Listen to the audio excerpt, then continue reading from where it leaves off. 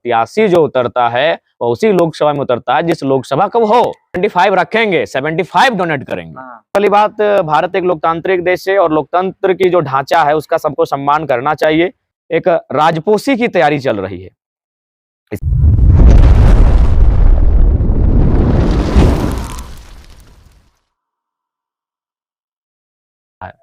कहीं ऐसा नहीं है कि देखा जाए तो गिरिडीह लोकसभा में कुर्मी वोटर सबसे ज्यादा है? नहीं नहीं, रांची में भी अच्छे खासे हैं, जमशेदपुर में भी अच्छे खासे हैं, हजारीबाग में भी अच्छे खासे हैं, धनबाद में भी अच्छे खासे हैं। वो कारण नहीं है। अच्छा, हम कहाँ जाते हैं? सपोज दैट अगर हम किसी सीट से चुनाव लड़ेंगे तो उसी सीट से लड़ेंगे जो मेरा क्षेत्र है। धनबाद भी जाएंगे तो धनबाद में भी कुर्मी वोटर की संख्या अच्छी खासी है। इस गिरिडीह के उस साइड में जाएंगे तो हजारीबाग है, वहां भी कुर्मी वोटर की संख्या अच्छी खासी है। देखिए, वो विषय वो नहीं है। कोई भी प्रत्याशी जो उतरता है वो उसी लोकसभा में उतरता है जिस लोकसभा का हो। तो ये मेरा लोकसभा है, इसलिए इसमें किंतु परंतु भ्रम की बातें, इधर उधर की बातें ना करने के बजाय केवल आप इस बात को फोकस करें कि ये मेरा जन्म का लोकसभा है, ये मेरे कर्म का लोकसभा है, ये मेरे पिताजी का लोकसभा है, ये मेरे दादाजी का लोकसभा है। उसी लोकसभा से जरा महत्व आया है।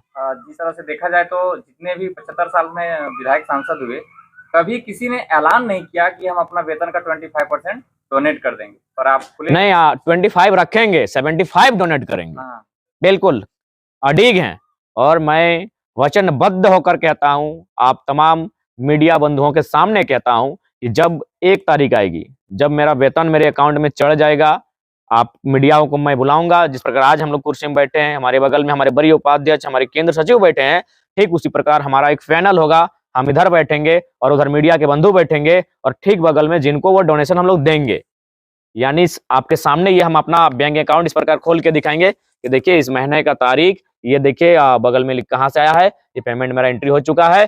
यदि चेक होगा तो चेक काट के देंगे, यदि फोन पे होगा तो फोन पे से देंगे, या फिर जो भी माध्यम होगा उस माध्यम से बिल्कुल ऑन दी स्पॉट दिया जाएगा। जयराम जी, अगर राजनेता की बात करें तो उसके दिमाग में आता है कि वो कुर्ता पैजामा पहनते हैं और आप हमेशा से कहते आए हैं कि हम राजनीति में बदलाव लाएंगे। क्या आपकी जो वेशभूषा है, आप एक जैसे कह सकते हैं एक साधारण जो लोग पहनते हैं वो पहनावा में, तो इसको आप किस रूप में देख रहे हैं? देखिए, सबसे पहली बात है कस्टम और कल्चर। कस्टम यानी बाहर का और कल्चर यानी इनर, और हमारा जो आसपास का वातावरण, जो हमारा संस्कृति है, जो हमारी परिस्थिति है, वो थोड़ा सा इंसान का मन मुताबिक होना चाहिए। तो मेरा मानना है कि जो हमारा कस्टम है वो कहीं ना कहीं दिखावे के लिए नहीं होना चाहिए। हमारा जो कल्चर है वो दिखावे का नहीं होना चाहिए। वो इंटरनल हम कैसा मानते हैं उसको, और उस कस्टम को पढ़ने बाद इंटरनल फीलिंग्स हमारी क्या होती है। मान के चलिए हम बंडी पहन लिए, या फिर मान के चलिए हम नेताओं वाला परिधान पहन लिए, लेकिन मेरा इनर फीलिंग्स उसको सेटिस्फाइड नहीं करता है, तो फिर मेरा नहीं मानना है कि दुनिया को दिखाने के लिए अपने अपने कैरेक्टर से क्या समझौता क्यों करना।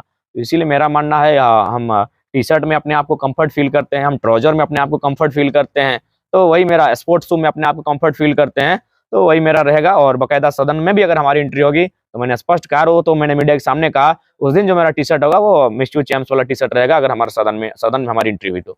आप छात्र नेता रहे हैं, आंदोलनकारी रहे हैं और अब राजनीति में आप एंट्री ले लिए हैं, तो वर्तमान में अगर देखा जाए तो राजनीति को, भारतीय राजनीति को, अभी वर्तमान भारतीय राजनीति को किस रूप में देखते हैं? देखिए, आप थोड़ा सा जब भारतीय राजनीति पर सवाल करेंगे तो थोड़ा सा मैं एक तर्क और एक दार्शनिक विचार और तथ्य के साथ अपनी बातों को रखना पसंद करूंगा, और उससे क्या है कि बहुत कुछ लोगों की भावनाओं को थोड़ा सा आहत हो सकता है।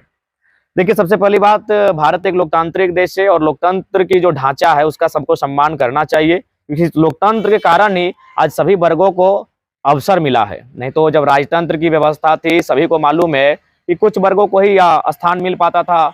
किसान कामगार वर्ग कहीं ना कहीं हाशिए पर रहा करते थे, अंग्रेजों के कालखंड में भी। तो भारत जब से एक प्रजातांत्रिक राष्ट्र के रूप में उभरा, एक गणराज्य के रूप में अपने आप को स्थापित किया, तो उस समय कहीं ना कहीं इस देश में क्रांति आई कि एक सामान्य व्यक्ति अगर उसमें प्रतिभा है, तो आज देखिए श्रीमती द्रौपदी मुर्मू इस राष्ट्र की सर्वोच्च रहनुमा है। तो जहां तक अगर आज मैं देखूं तो, क्योंकि यार अब जब मैं आज की बात करूं तो इसका मतलब ये नहीं आप हमें 70 साल पहले जाके किसी से तुलना करवाइएगा। मैं जिस उम्र का हूं, मैं जिस दौर का हूं, उस दौर की मैं चर्चा करता हूं। सबसे पहली बात, अगर आज मुझसे पूछा जाए तो मैं तीसरे फ्रंट को देखना चाहूंगा, क्योंकि इंडिया जो वर्तमान में जानी जाएगी वो कभी यूपीए के नाम से जानी जाती थी। एक बहुत बड़ा कार्यकाल उनका रहा, कामों का, कार्यों का उनका कार्यकाल जो रहा मिला-जुला रहा, और कुल उसके बाद 10 सालों का मोटा-मोटी कार्यकाल कंप्लीट होने वाला है, इसे हम लोग एनडीए कहते हैं। लेकिन वर्तमान की अगर आप बात करें तो अगर आप प्रैक्टिकली सोचें और प्रैक्टिकली देखें, तो मुझे लगता है कि कहीं न कहीं एक राजपोशी की तैयारी चल रही है। इस बात से 30 से 35% लोगों को थोड़ा-सा हाथ हो सकता है, लेकिन वे लोग भी प्रैक्टिकली सोचें कि आज आप चंडीगढ़ में मेयर का चुनाव देखें। लोकतंत्र का मतलब क्या है? आर्टिकल 19 कि आपको कहने की आज़ादी है। लेकिन आज देखिए व्यवस्थाएँ कैसी हो रही हैं कि यदि आप बोल रहे हैं, प्रोटेस्ट कर रहे हैं, तो आप पे एफआईआर होगा। यदि आप विपक्ष के हैं, तो उसके मुख्यमंत्री ही क्यों ना है, आपको जेल में भर दिया जाएगा। तो ये लोकतंत्र के लिए शुभ संकेत नहीं है। तो मेरा मानना है कि इस राज्य में इस राष्ट्र में एक तीसरा फ्रंट मजबूती के साथ आए, वो कोई रहे। दक्षिण भारत से आए, उत्तर भारत से आए, पूर्वोत्तर भारत से आए, पश्चिम भारत से आए, मध्य भारत से आए। तीसरा फ्रंट, एक मजबूत तीसरा फ्रंट आए, जो देश की लोकतांत्रिक मर्यादाओं का बचाव करते हुए और इस देश को एक बेहतर आइडियोलॉजी के साथ आगे ले जाने का कार्य करे। लेकिन वर्तमान में आप देख सकते हैं, मीडिया की स्थिति देख सकते हैं आप। हम तो कभी-कभी हद हो जाता है कि प्रधानमंत्री जिताएँगे वर्ल्ड कप की ट्रॉफी। गिरिडीह लोकसभा में देखा जाए तो हमेशा बाहरी लोग ही सांसद बने हैं। वैसी स्थिति में आप गिरिडीह लोकसभा से चुनाव लड़िएगा, तो ये चुनौती नहीं होगा आपके लिए? देखिए चुनौती रहेगा। जहाँ तक प्रश्न है, बिल्कुल आपका प्रश्न ये है कि माने आप इस थोड़ा-सा बाहरी जो शब्द कहें, उसको थोड़ा-सा हम अलग तरीके से डिफाइन करते हैं। एक बाहरी का मतलब है कि जो झारखंड के नहीं हैं। लेकिन आपके जो बाहरी शब्द आया, इसका मतलब ये है कि वो उनका यहाँ वोटर आईडी नहीं था। तो वो झारखंड के ही थे, जैसे माननीय चंद्र प्रकाश चौधरी जी झारखंड के ही हैं। इससे पहले सरफराज अहमद जी रह चुके हैं, वो भी झारखंड के ही हैं, बट इस लोकसभा के नहीं हैं। जैसे टिकलाल बाबू रहे, आज नहीं रहे, उनको नमन करते हैं। बट यहाँ गिरिडीह लोकसभा में उनका वोटर आईडी नहीं था। तो उस हिसाब से अगर देखा जाए, रविंद्र पांडे जी की अगर बात करें, तो भले उनका वोटर कार्ड है, लेकिन वो इस राज्य के नहीं है। तो अगर उस कुल मिलाकर जो हम लोग स्थानीय की बात कहें, झारखंडी लोग लड़े हैं, लेकिन स्थानीय लोग जो यहाँ इसी मिट्टी के हैं, जिनके पूर्वजों की यहाँ मिट्टी रही, वो यहाँ से कभी नेतृत्व नहीं कर पाए हैं। तो ऐसे हिसाब से अगर देखा जाए, तो शायद ये पहला अवसर होगा जब गिरिडीह लोकसभा के अंतर्गत जिसका पुरखेनी गाँव है, पुरखेनी परंपरा है, पुरखेनी परिवार है, मुझे लगता है शायद हम ये पहला शख्स होंगे जो इस गिरिडीह लोकसभा में एक मजबूत प्रत्याशी के रूप पर, और अगर जीत जाते हैं तो, क्योंकि अगर आप रिजल्ट नहीं होता तो जगन्नाथ बाबू भी इसी गिरिडीह लोकसभा के अंतर्गत थे, जो 2 बार अच्छे वोटों से हार गए। अगर जीत जाते हैं तो आप उसको गिन सकते हैं कि इस गिरिडीह लोकसभा में 1952 के बाद जब से आम चुनाव हुए हैं, शायद एक मैं जोड़ देता हूँ क्योंकि मुझे थोड़ा इतिहास मैंने कभी चेक नहीं किया, लेकिन फिर भी मैं एक शायद लगा कहता हूँ कि शायद प्रथम मैं एमपी बनूंगा अगर जीत गया तो, जो शायद गिरिडीह लोकसभा में उसका पुरखेनी गाँव है।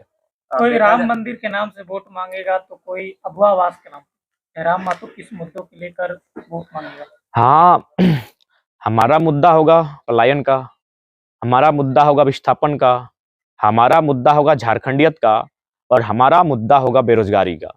आज अगर गिरिडीह लोकसभा की अगर आप बात करते हैं, तो मैं आपके चैनल के माध्यम से बताना चाहूँगा, ये गिरिडीह का टाउन, वहाँ लगभग अनुमान मानते हैं 2 से 2,500 छोटे-छोटे फैक्ट्रियाँ, मैन्युफैक्चरिंग जहाँ से प्रोडक्शन होता है, वो कंपनियाँ हैं।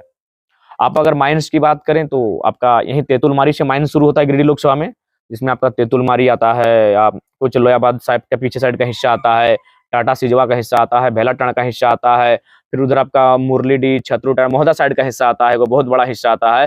फिर उसके बाद आप चले जाते हैं सीधे दुगदा चले जाते हैं, फिर आप चंद्रपुरा को क्रॉस करते हैं, आप बेरमो चले जाते हैं और गोमिया के आसपास के क्षेत्रों में चले जाते हैं, जहाँ आपको फिर टीटीपीएस मिलेगा, सिटीपीएस मिलेगा, आपको बीटीपीएस मिलेगा, और ऐसे बहुत सारे हमारे पास कंपनियां हैं, माइंस की हैं, कोल्स की हैं, जहां से रोजगार का साधन जो है वो सृजन हो सकता है।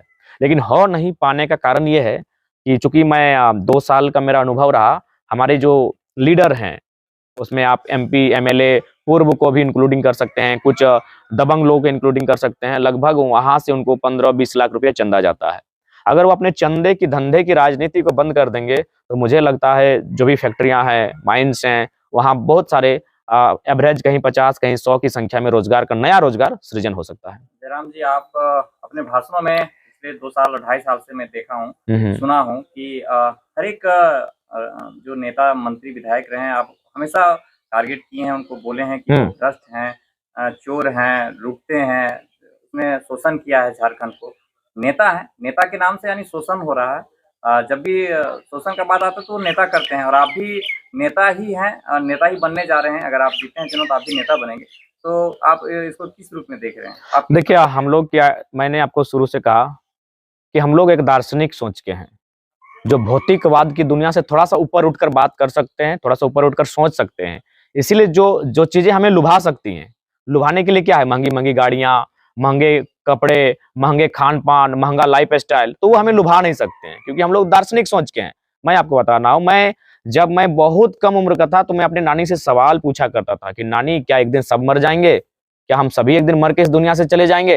तो मेरा जो माइंड सेटअप रहा है वो हमेशा दार्शनिक माइंड सेटअप रहा है। तो ये भौतिकवाद, ये चकाचौंध, जिस कारण आज ये लोग पैसा लूट रहे हैं, वो चीजें हमें कहीं ना कहीं अपनी ओर खींच नहीं पाएगी। ये हमारा एकदम सॉलिड माने स्ट्रेंथ है हमारा, और हम इस बात के लिए हमारा जो वचन है, एकदम हम वचनबद्ध हैं। और जहां तक बात आई पॉलिटिकल्स की, आज जो लीडर्स हैं, वर्तमान सांसद की बात करें या पूर्व सांसद की बात करें, इनको गिरिडीह के लोगों ने बड़ी उम्मीद के साथ चुना। अब ऐसा नहीं कि उन्होंने काम नहीं किया, बिल्कुल किया है। हर गांव में, हर एक प्रखंड पंचायत में इनके बोर्ड आज भी हैं, लेकिन वो सड़क का बोर्ड है, वो किसी जल मीनार का बोर्ड है, वो किसी योजना का बोर्ड है। अरे भाई, उससे ऊपर होता है कि आप हमारे भविष्य के बारे में क्या चर्चा की।